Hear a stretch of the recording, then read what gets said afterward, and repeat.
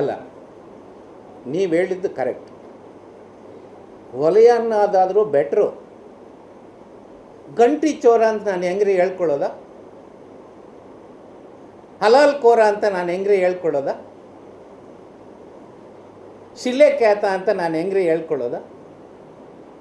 ಈ ಸಮಸ್ಯೆ ಇದೆ. ಹೃದಯ ರೋಗ ಮತ್ತು ಹೃದಯ ಶಸ್ತ್ರಚಿಕಿತ್ಸೆ, ವ್ಯಾಸ್ಕ್ಯುಲರ್ ಶಸ್ತ್ರಚಿಕಿತ್ಸೆ, ಸಮಗ್ರ ಹೃದಯ ಆರೈಕೆ ಸೇವೆಗಳಿಗಾಗಿ ನಿಮ್ಮ ವಿಶ್ವಾಸಾರ್ಹ RL Jalappa Narayana heart centre, STUMC campus, Tamaka, Kolar. 180030090309. ಈ ಜಾತಿಗಳು ಅವ್ರು ಕೊಟ್ಕೊಂಡಿರೋ ಹೆಸರುಗಳಲ್ಲ ಅವು. ಯಾವುದೋ ಕಾಲದಲ್ಲಿ ಯಾವುದೋ ಮೇಲ್ಜಾತಿಯವರು ಪಾಪ ಈ ಕೆಳಜಾತಿಯವ್ರಿಗೆ ಈ ರೀತಿ ಹೆಸರುಗಳು ಕೊಟ್ಟಿದ್ರು. ನಾವು ಅನೇಕ ಸಲ ಇನ್ನೊಬ್ಬರನ್ನ ಬೈಬೇಕಾದ್ರೆ ಈ ಜಾತಿಗಳ ಹೆಸರಿಟ್ಟೇ ಬೈತೀವ ಅಲ್ವಾ? ನಮ್ಮ ದಿನ ಜೀವನದಲ್ಲಿ ನೋಡ್ತಾ ಇದ್ದೆ, ಏನೋ ಹೊಲೆಯಂತರ ಒಡ್ಡಂತರ ಬಿಹೇವ್ ಮಾಡ್ತೀಯ ಅಂತ ಅಂತೀವ ಇಲ್ವ? ಇವನ್ನೆಲ್ಲ ಗಮನಿಸಿ ಇದನ್ನೆಲ್ಲ ಅಧ್ಯಯನ ಮಾಡಿ ನಾವು ಸರ್ಕಾರಕ್ಕೆ ಸೂಕ್ತವಾದಂತಹ ಸಲಹೆಯನ್ನು ನೀಡ್ತಾ ಇದ್ದೀವಿ.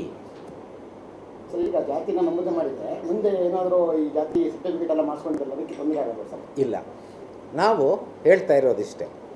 101 ಜಾತಿನಲ್ಲಿ ಉಪಜಾತಿಗಳು ಇವೆ, ಸಮಾನಾಂತರ ಹೆಸರುಗಳು ಇವೆ. ಅವು ಒಟ್ಟು 186 ಆಗ್ತವೆ. ಆ 186ರಲ್ಲಿ ದಯವಿಟ್ಟು ನೀವು ಯಾವುದಾದ್ರೂ ಒಂದೇಳಿ. ಈಗ AK/ ಹೊಲೆಯ, AK/ ಮಾದಿಗ, AK/ ಇನ್ಯಾವುದೋ ಕೊರಚ ಅಂತ ಬರೀತಾರೆ ಅಂತೀವಿ.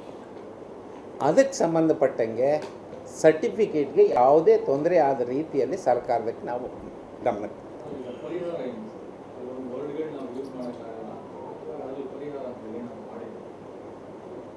ಅಂದರೆ ನನಗೆ ಅರ್ಥ ಆಗಲಿಲ್ಲ ಏನು ಪ್ರಶ್ನೆ ಅಂತಂದರೆ,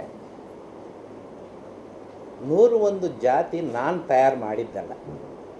ಒಂದನೇದು, ರಾಷ್ಟ್ರಪತಿಗಳ ಒಂದು ಸುಗ್ರೀವಾಜ್ಞೆ, ಅದರಿಂದ ನಾವು ಆ ಲಿಸ್ಟನ್ನು ಫಾಲೋ ಮಾಡಬೇಕು. ಒಂದು, ನಾವು 2011ರಲ್ಲಿ ಏನಿತ್ತೋ ಅದನ್ನೇ ಫಾಲೋ ಮಾಡಿದ್ವಿ. ಆಮೇಲೆ 2015ರಲ್ಲಿ ಈ ಬೋವಿ ಅಂತಕ್ಕಂಥ ಜಾತಿಗೆ 3 ಹೆಸರು ಸೇರಿಸಿದ್ದೆ. ಬೋವ ಬ್ರ್ಯಾಕೆಟ್ನಲ್ಲಿ ಬೆಸ್ತರನ್ನು ಹೊರತುಪಡಿಸಿ, ಎರಡನೇದು ಕಲ್ಲು ಒಡ್ರು, ಮೂರನೇದು ಮಣ್ಣು ಒಡ್ರು.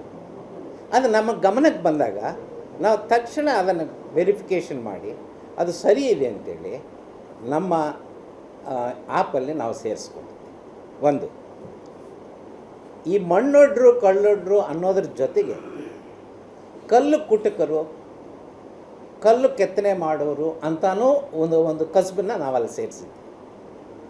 ಆ ರೀತಿ ಎಲ್ಲ ಒಟ್ಟು ಕಸುಬುಗಳು ನಾವು 80 ಮಾಡಿದ್ವಿ.